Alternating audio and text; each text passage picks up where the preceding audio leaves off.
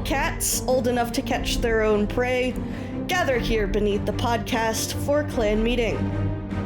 Welcome to Paws Clause, a podcast where we read the Warrior Cats books in chronological order. I'm Jillian, joined by my co-host and high roller Scout, and today we will be discussing the Graystripe's Adventure manga.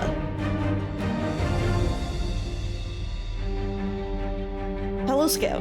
Hi, I'm high rolling. Well, maybe not. I was teasing, it's our Roll20 rolls, which are perhaps high roller. The subject of the joke. That kind of high roller. I was like, I don't think I've come into any money recently. Now I understand. It is definitely meant in jest at Roll20's constant disrespect towards you. Honestly, Roll20 is disrespecting me 24/7, and I don't know what I ever did to them. All I ever do, Roll20, all I ever do is support you and defend you to my peers. And you come here and you make me roll 4 2s in a row. Good day to you, sir. Good day. I said good day. It really has been a week of absolute carnage out there on the battlefield, I would say. How have you been, my friend? Oh, well, this past week was a lot. Had a lot of bumps in the road this week. Oh, bumpy one. A real bumpy one. Ugh. But today was really nice. We finally got back to our Baldur's Gate 3 co-op run that I've been doing with a couple of our friends. So back on that grind, as it were. I love that. That's awesome. Yeah, I'm happy. It's nice. I've missed it. How have you been this week? Things doing all right? Things doing all right. I've been so fucking tired this week. Bro. And I don't know why. Fucking same. I keep waking up and then every day I wake up and I'm tired. Getting out to the living room and I sit down on the couch so that I can eat my breakfast out there. And I fucking fall asleep. Just sitting on the couch, man. It's fucking EP hours. I'm so fucking tired, dude. It's wild. Something in the air, I think. It's gotta be. I don't know. The stars have aligned and they say that it's sleepy time. Yeah. But other than being so eepy, I've had a good week. I've been playing some video games. Nice. Which video games have you been I have been enjoying my recently procured Xbox from our editor AJ. Thank you, AJ, and my Game Pass to just bebop around to a bunch of games that I can download for free. As part of the subscription. Right. I'm almost done with the Dark Souls crab game. Very nice. I've never played a Dark Souls game before. I think I'm pretty good at this one. I think I'm doing okay. I keep thinking, surely this has to be the end of it. And then more happens and I say, by Talos, this can't be happening. By Talos, this cannot be happening. How is it still going? How is there still more? I had to do some platforming today that was nightmarish. But other than that, I've been having a very good time. Nice. Been consuming media lately, which is nice. Oh, wow. I watched I know, unusual for me. I watched The Dark Crystal earlier this week. Oh, that's a fun one. I've never seen it before, so that was great. I read a book that wasn't about cats. Big win for me, big dub. I started Monthly Girls Nozaki-kun at your recommendation. I'm having a great time. He's so just good. Like me for real.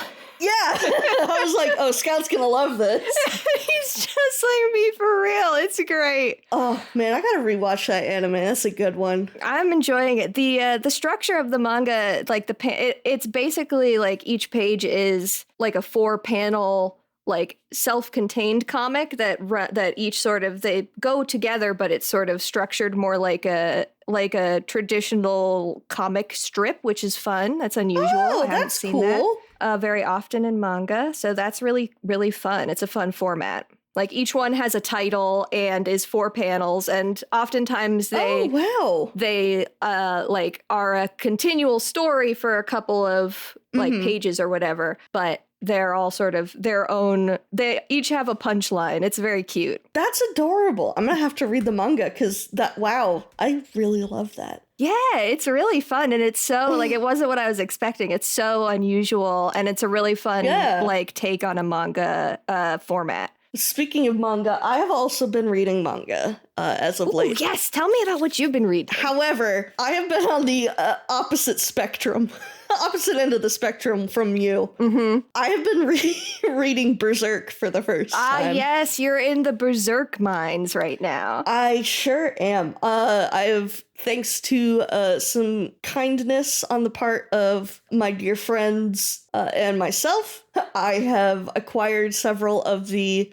deluxe edition books, which I believe I have maybe mentioned outside of the podcast before, that 2 of them are currently acting as my microphone stand. Yes. Because they are very heavy and very stable and very large, so I can just stack 2 up and then my microphone is right by my face. It's perfect. It is. It's great. I'm almost caught up to where I am in the anime, because a couple of us watch the 1997 anime on Tuesday nights, and I am almost caught up in reading the manga to where we are in the anime, which means we are almost caught up to where I was reading in a scanlation before I ended up dropping the cash on the deluxe editions. Mm-hmm. So I'm very close to uncharted territory, because ooh, exciting. Despite knowing the general vibes of how Berserk gets in later chapters, I don't know the specifics. Yeah.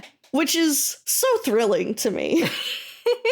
Knowing that things are gonna get atrociously horrible, but not knowing exactly how, I'm thrilled. It's just gonna, I know that there's a infamous eclipse. That's most of what I know about Berserk. Yeah, all I know is the eclipse is infamous. I don't know any details about why. All we know is that the eclipse, bad. Yep. That's kind of how I had a similar experience last year when I was binging all of Hunter x Hunter for the first time, and I was like, I know that people keep saying Chimera Ant arc, and I don't know what that means. And then I got there and I was like, I understand now. I know I what get they it. mean. Now I know what they mean. So, similar to when you were introducing me to Jujutsu Kaisen and everybody kept saying Shibuya arc. I was like, fear. Every anime's got one where it's every anime and manga has one arc. This is the arc that everybody knows because it is infamous. Mm-hmm.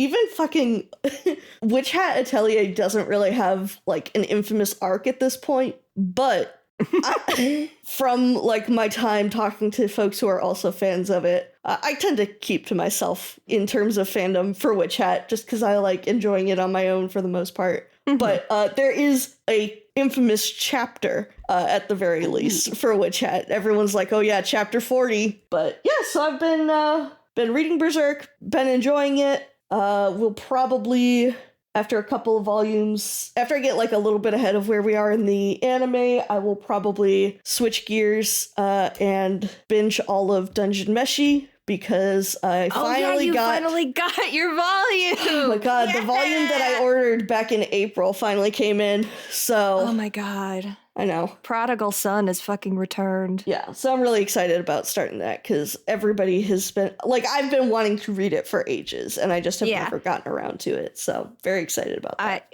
Very, very big fan. Also something I have miraculously consumed recently. I'm rebuilding that skill. I like that. I'm happy for you. I lost the skill to enjoy things. Like, that's a dramatic way to say it. But there was a time where I simply lost the skill of like consuming something without being deeply concerned with the way, or like the way I'm engaging with it, or the way I'm consuming it, instead of just like enjoying a thing. And I'm starting to rebuild that skill, get that back. I've been having a lot of fun. Yeah. Can you, dear listeners, can you tell perhaps we have other things we'd rather talk about that we find more compelling than what we've read today? Yeah, it's really unfortunate. We've basically been having a prey running segment for the last 10 minutes, I think. But yeah, let's talk about cats. And guys, look, I know what you're all saying. You're like, I'm sorry, I thought Graystripe was Jillian's favorite warrior cat of all time. Look, he is my boy. I do love him so deeply. And like, yes, when I was a kid, loved his manga. As an adult, I don't feel like there is much to discuss, but we will get into it. Definitely. In terms of prey running, once again... how has the prey been running? Prey's been running all right. I was really snacky yesterday. I was at a all-day board game event, and everybody basically... as if we were playing in someone's basement, everybody brought snacks, and I love we that. ordered a bunch of pizza, so it was a really nice time. I got my ass whooped in Ticket to Ride by an 8-year-old. Incredible. Yeah, he was vicious. That kid's bloodthirsty. I've been playing board games with his dad for the past several weeks, and his dad is bloodthirsty and cutthroat. His child, it's like doubled his viciousness is his child. Just like Tiger Star and Hawk Frost. It is. They've distilled it down. This is Hawk Frost that I played against. This is Hawk Frost to me. You got your ass beaten Ticket to Ride by Hawk Frost, the warrior cat.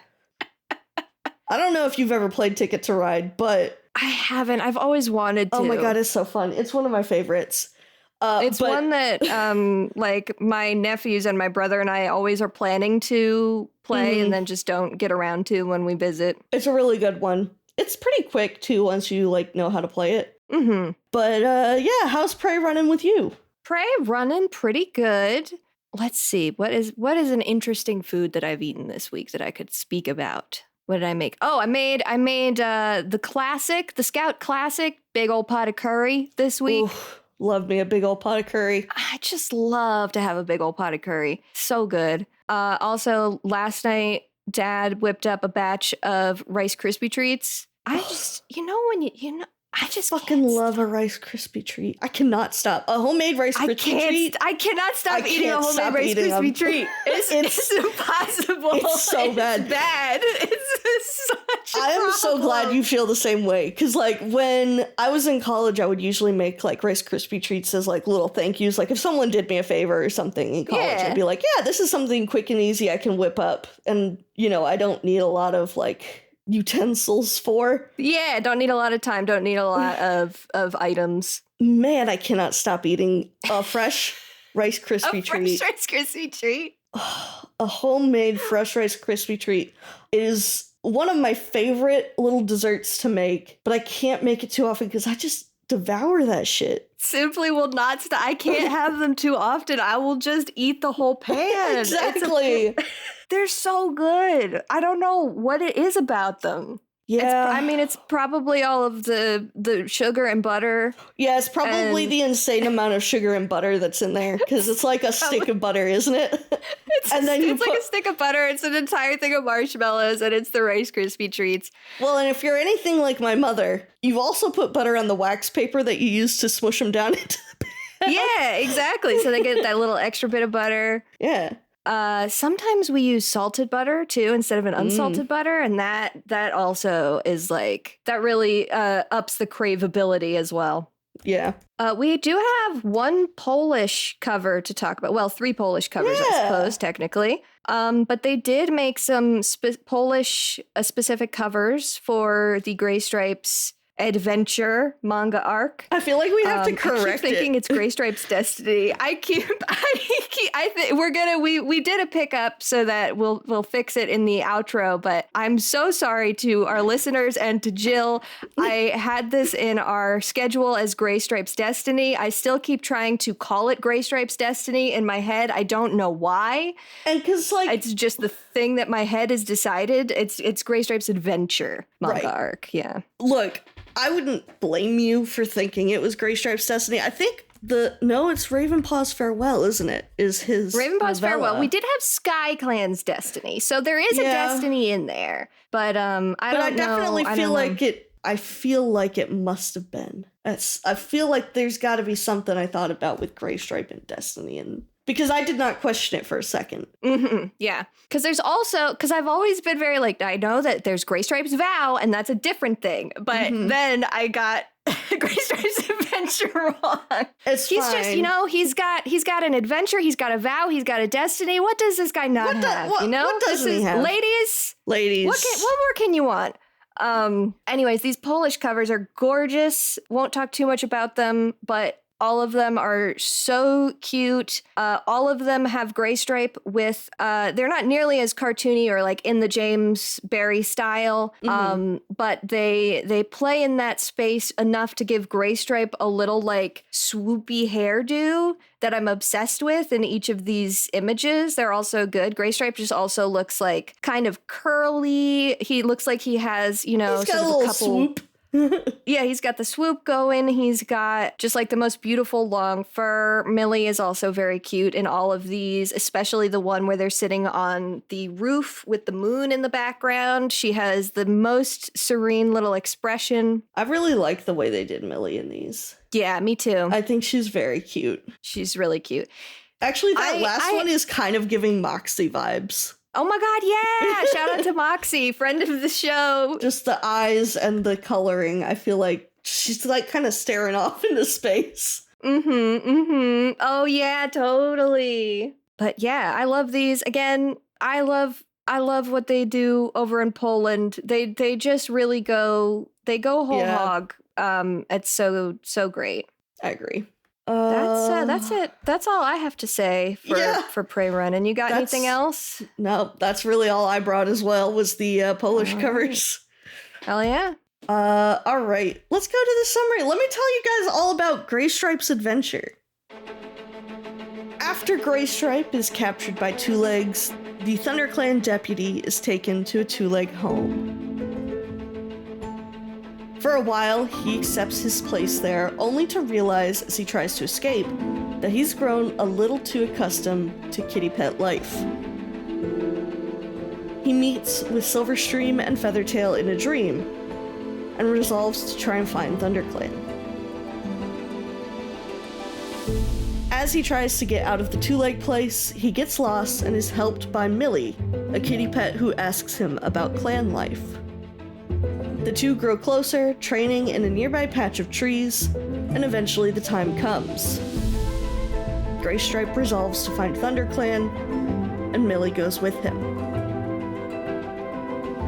After seeing high stones, the two cross some thunder paths and are chased into a barn, where they meet a group of barn cats hiding from the new Two Legs and their dogs. Millie shows off her ability to speak to the dogs and gets them to leave the cats alone. Graystripe and Millie eventually help to save a Two-Leg kit from falling into a pond, and the Two Legs, dogs, and barn cats finally get along. The pair move on, only to find that the land the clans once lived in is destroyed. They stay for a night with Ravenpaw and Barley, who tell them that Firestar came through with the other clans. They decide to head to the Sundrown place for more guidance, and on the way end up at a truck stop where they meet a cat named Diesel. After Graystripe gets hit by a truck, the pair have to stay a little longer, and Graystripe struggles with finding a good time to confess his romantic feelings to Millie.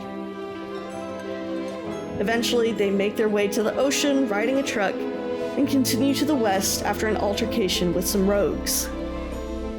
After an encounter with a loner who hints at the location of the clans, the two crest a hill to the new territories. Before heading down to the gathering, Graystripe asks Millie to be his mate, and together they go down to the island to reunite with ThunderClan.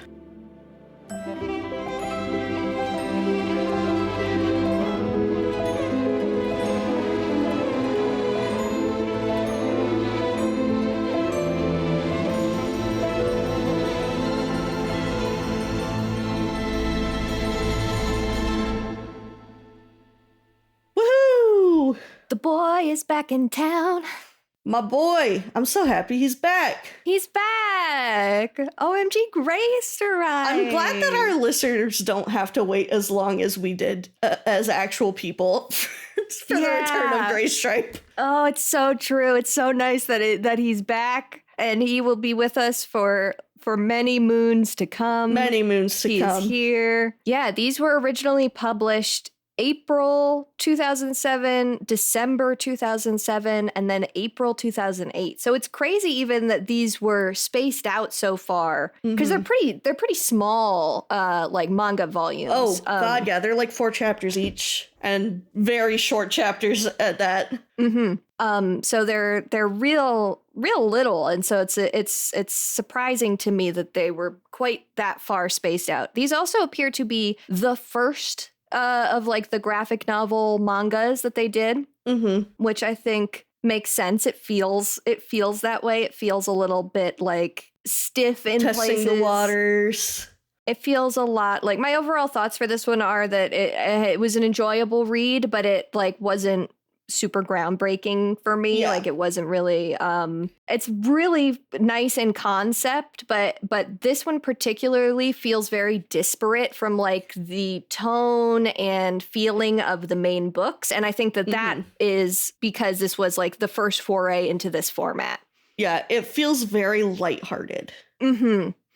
Yeah, there's not a lot of big stakes. There's not a lot of like there conflict, doesn't have to be a lot of big stakes, especially because when this came out, people genuinely thought we would never see Graystripe again. Yeah. So I feel like looking back on it, it feels less like exciting, but I definitely remember like when I was a kid, I was like, oh my god, Graystripe, he's back. Like thrilled, back, excited, baby. and it was like the thing. It was like the moment. I was like, oh my god, he's back. I have to know what happened to him. And like the stakes weren't something that were really like people didn't really care about at that point, because we were just like, oh my gosh, I cannot wait to see how he gets home, if he gets home, because we didn't know if he would get home at that point. No, because they don't actually like firmly know that they're making it until the third one. Well, no, hold on. Never mind. The site came out on the same day as The Lost Warrior. Oh, shit. That's fun. So I guess, so that would be why it was like a huge thing. It's like the same day you find out that Graystripe is back, you get to start like seeing how he got the there. Graystripe adventure. Yeah, that's so I fun. think it really worked out when it originally came out. But reading through it now, I would say it's really not... Like, this is not required reading, I would say. No, if someone is like, I just want to know, like, the core story, I'm like, don't read it, because, like, it'll basically get explained. Everything that matters is going to be covered. Yeah, and that's not to say there's not fun moments. I actually think Millie, I mean, all of the characters are, like, very thinly drawn here. Like, there's not a bunch of like real introspection or really like deep character work going on, but I think Millie is a fun character. Yeah, I like her here. She's got just the most incredible arched unibrow going, which I go back and forth on liking. Yeah, but outside of her design, like as a character, I like her a lot. She suffers a little bit from lady cartoon animal syndrome. Yeah, she is drawn very round and like eyelashy and very she's like... got kind of eyeshadow. She's kind of got curves a little bit. Yeah, she's not, and this is not her fault. Yeah, no, and this is not even a dig. It's not even a dig on our lovely artist here. On our friend James L. Yeah, Barry. our friend James Barry. Our personal friend. God, I wish I could meet him. I would genuinely just be like, I respect you so much.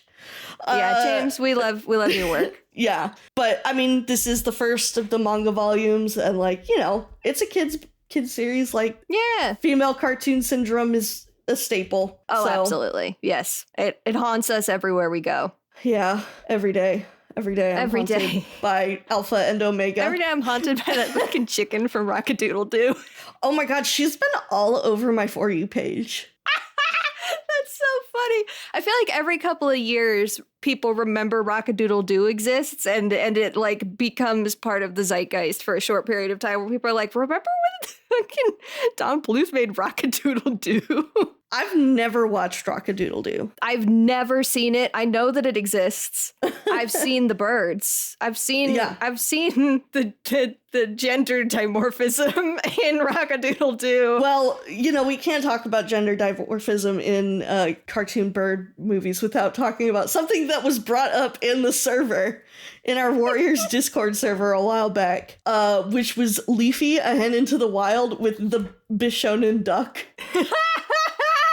I don't know if you've ever seen this goddamn duck. I think I've seen the duck. I didn't realize that it was from Leafy for a while. Yeah, here, I'm grabbing him for you. Oh my god. No, I was imagining, like, so you said Bishonen duck and I had an image in my head that was not this. This is even more, oh my god, holy shit. Yeah.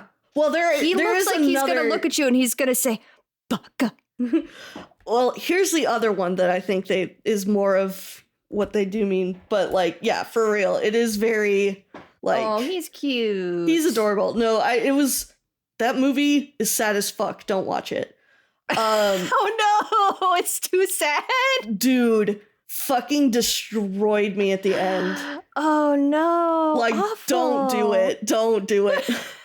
I am someone who loves a good sad movie. Will not watch this one again. Wow. It's rough. It was really good. It's a very appropriate ending, but oh boy, it hurts. But yes, we have some fun character designs. You mentioned Husker to me in oh my god, our DMs. What did you say about him? He looks like he's going to prep school.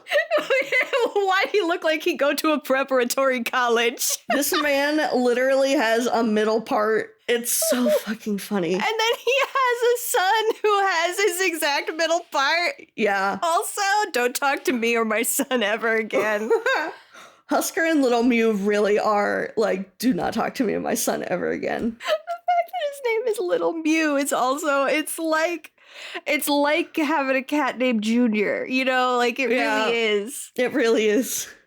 It's so funny. This is one of my all-time favorite designs from any of the graphic novels we've seen so far. I cannot stop thinking about this cat with his middle part. It's looking like that guy from Goofy Movie 2 up in here. What the fuck his name? Which guy? What's his name? I don't think I've seen Goofy Movie 2. It's hold on. I also haven't seen it, but this is the guy that everybody talks about. Oh wait, are you talking about the guy that Bradley Uppercrust? Yes, Bradley Uppercrust the third looking motherfucker. Yeah. He definitely looks like Bradley Uppercrust, this cat. I'm putting an image in the chat right now. Who wore it better? Who wore it better?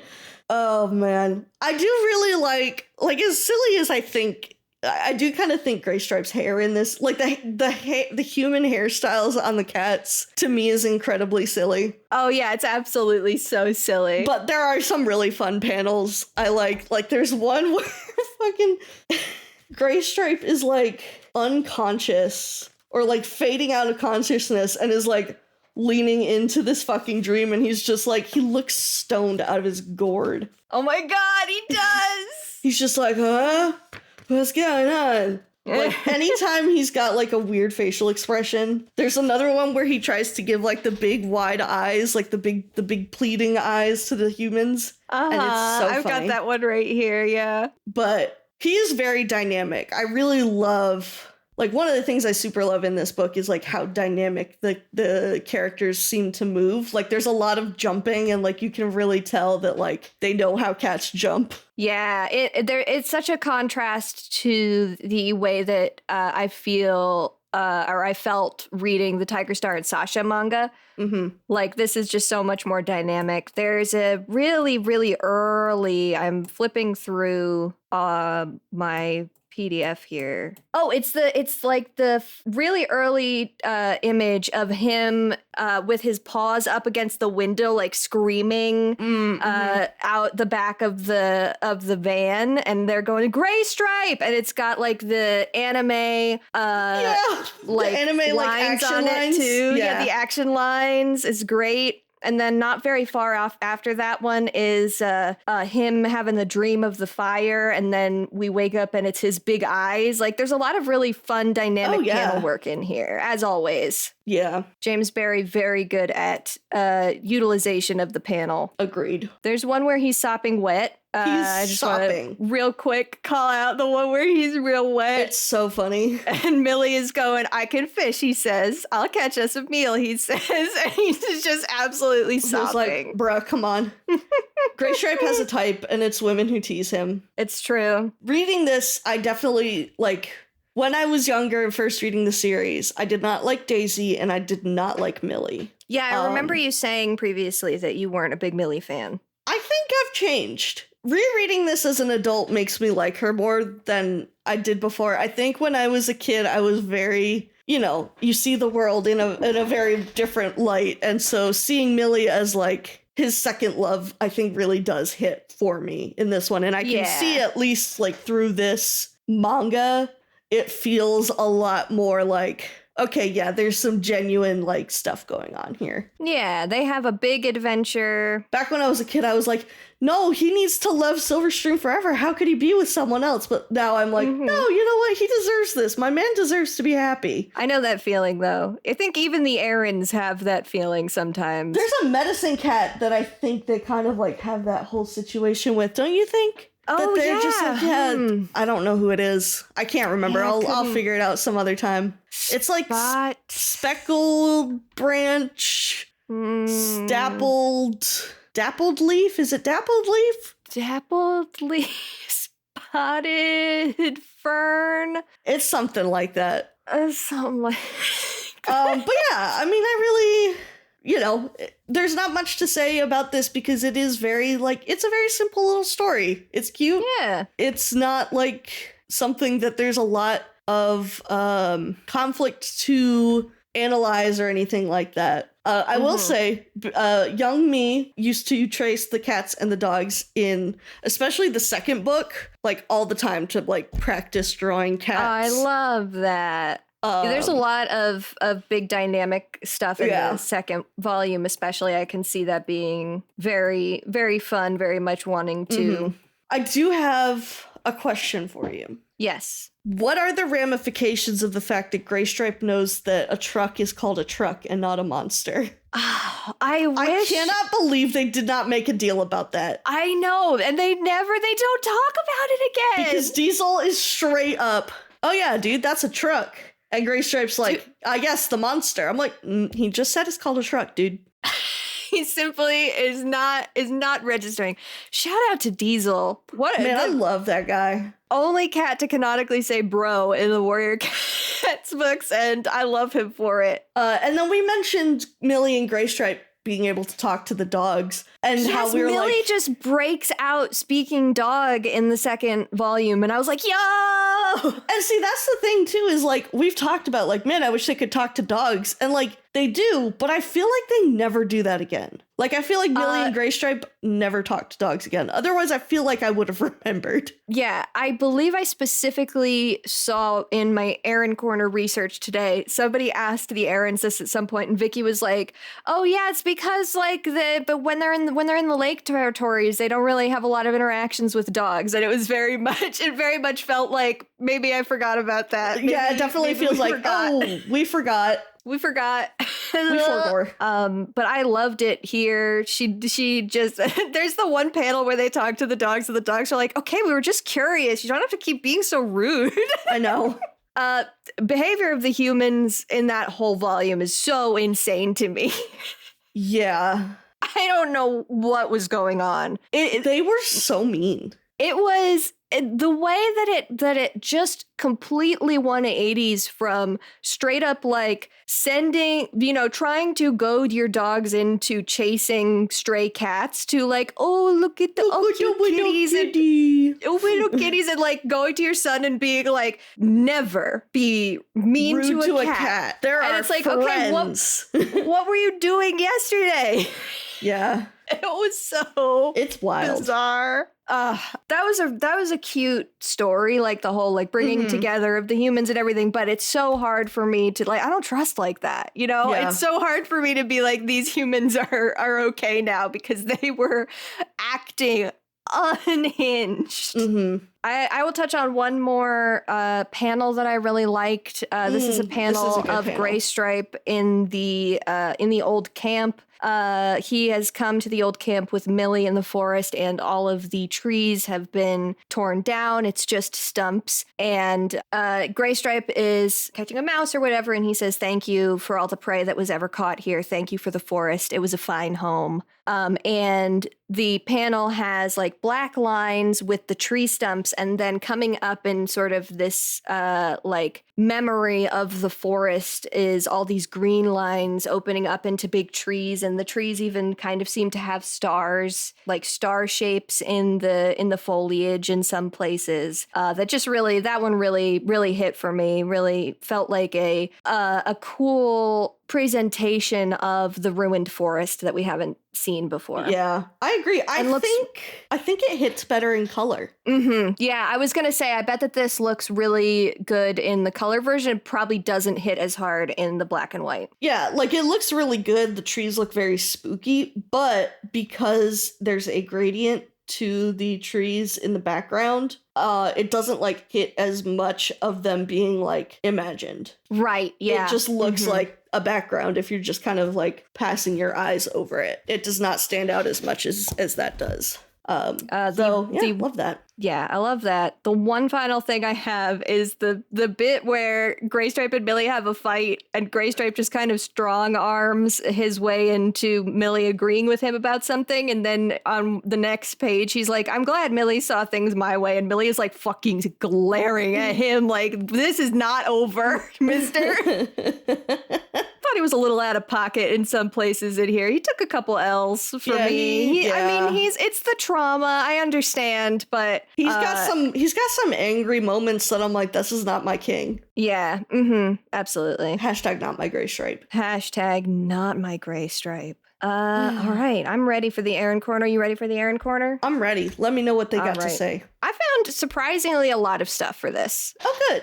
There was a really interesting little bit on the wiki page for the manga about the process of writing Graystripe's adventure, which was the initial concept coming from the Aaron Hunter team, being passed on to the script writer for these, Dan Jolly, and then he took the plot outline, worked it into a workable script that detailed the dialogue and action calls for James Barry, and then James and Dan worked in tandem to create the visuals. Dan sort of oversaw the process, offered some critique for James's work, which makes sense because both of them are like comic book people. Like Dan Jolly is like, I've mentioned before, is in the like in the American comic book, like superhero comics zone, so this makes sense to me. So I always love seeing a little bit of the process. It's fun to see here just how much of it is like Dan Jolly writing, which makes sense to me.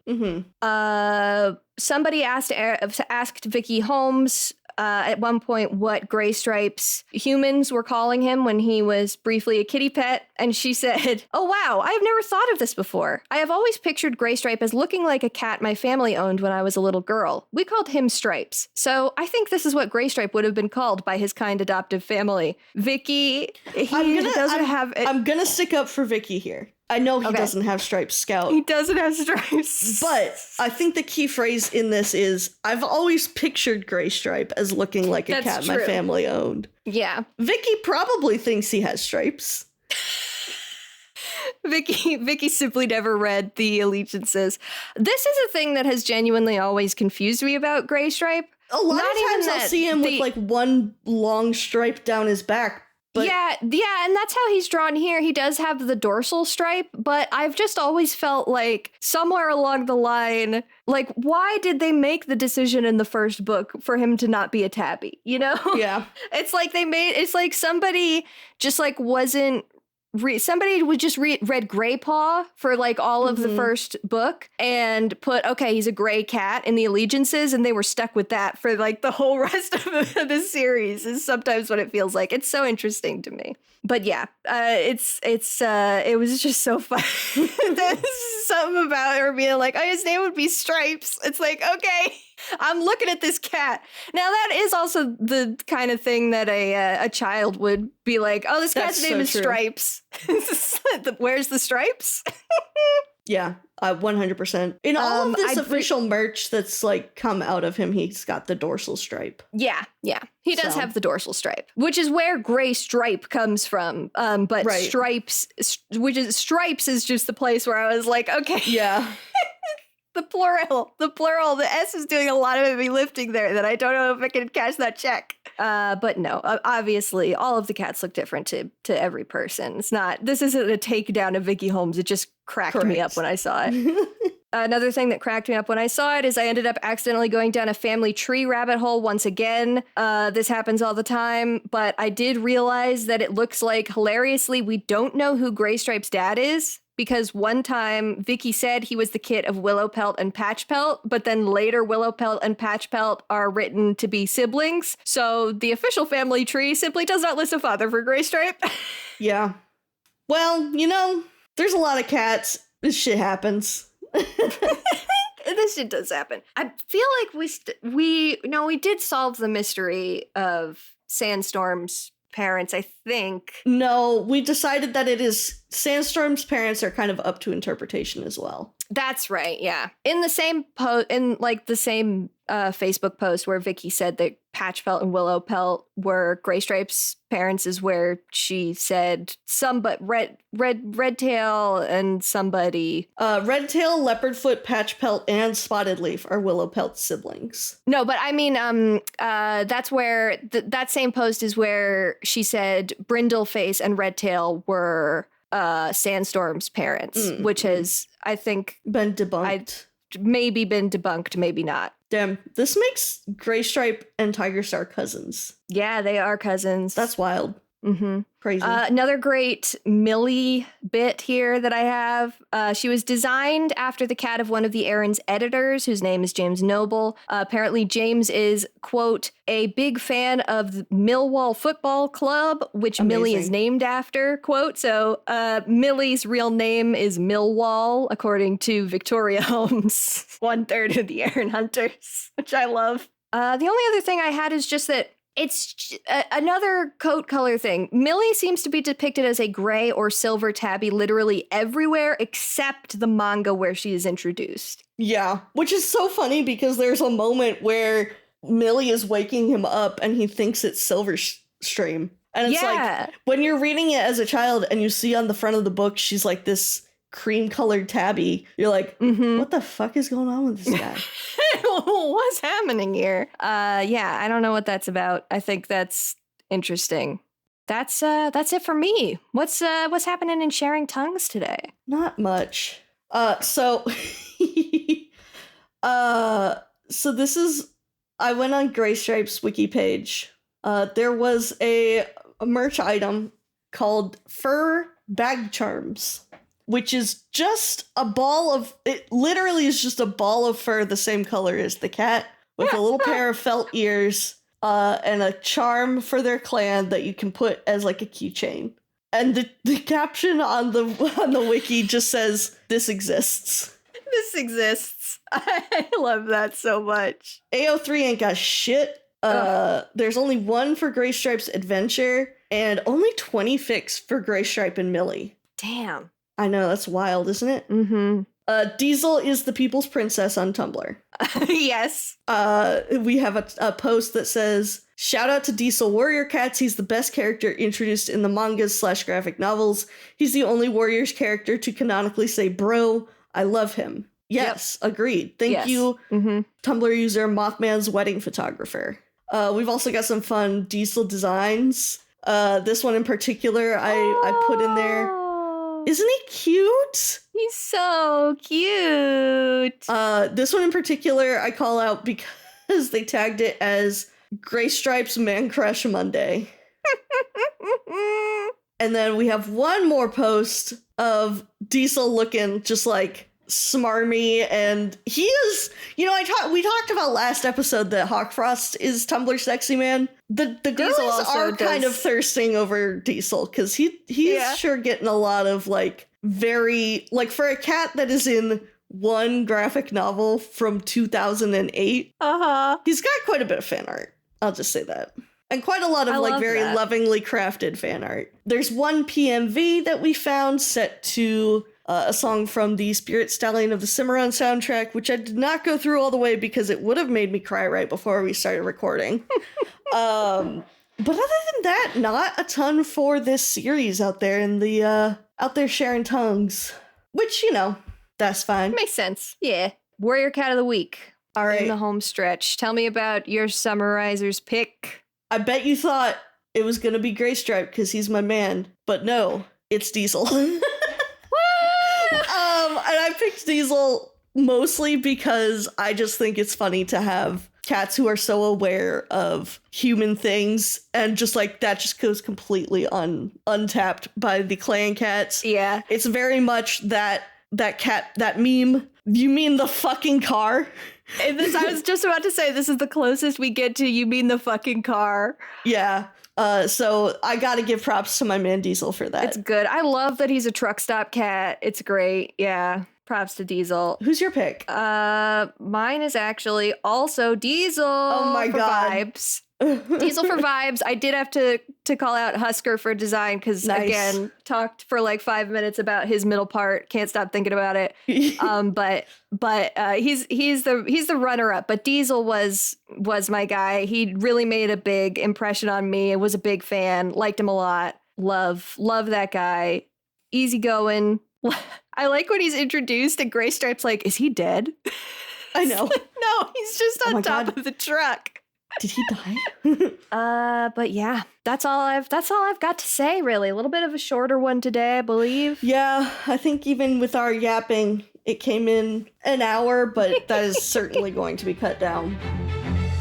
If you have thoughts, opinions, questions, or memes to share with us, you can write to us at pawsandclawspod@gmail.com. That's paws as in what a cat has, claws as in the part of speech, pod as in podcast. We are on Twitter and Blue Sky at Paws and Claws, and on Tumblr at Paws Clause Pod. Listeners who are 18 years and older can come join us on Discord, which will be linked in the show notes. We are brought to you by the TWG Podcast Network, which you can find at theworstgarbage.online. And you can find me on Twitter, Tumblr, or Blue Sky at HumbleGoat. And you can see the art that I do, including our podcast cover art, at scoutwilkinson.myportfolio.com. And you can find me on Twitter at plot_twists, on Blue Sky at plot-twists, or on Tumblr at antique-romantic. Our next episode will be out in 2 weeks, where we will discuss the novella Leafpool's Wish, as well as the 2 After Sunset short stories. Read along by buying the book from a local bookstore or checking out a copy from your local library. Until then, dear listeners, may StarClan guide your paws.